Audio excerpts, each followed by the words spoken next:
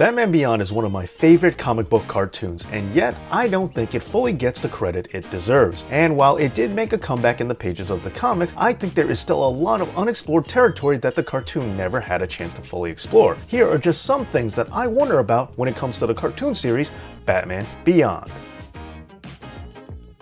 As we learned in the Justice League episode Epilogue, Terry McGinnis is actually the son of Bruce Wayne. Now this does raise some questions. First, in all likelihood, since Warren McGinnis had his genetic material overwritten to become Bruce's, it's fair to speculate that not only is Terry Bruce's son, but so is Matt. When will Matt find out about this, and what role will that play in his life later on? Some have speculated that Matt would actually be a real good Robin. The idea that Batman and Robin could have a brother relationship would be something fun and interesting, and since Matt shares the same DNA, you know he would be a natural fit.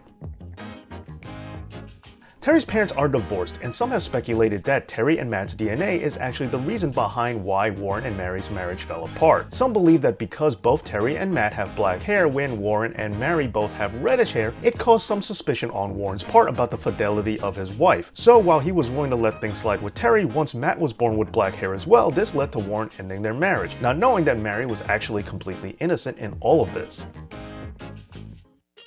Terry's parents were said to have a psychological profile that was almost identical to Bruce's parents. Now, if the two didn't split up because of infidelity suspicions, could it be possible then that Bruce's parents actually would have broken up as well if they never met their fate in Crime Alley? Also, if Terry pieced together that he is Bruce's son, well, what about Bruce Wayne? The world's greatest detective ought to be able to figure this out too. And there are reports that it was always intended that he had known before Terry, he just kept silence out of respect for Warren.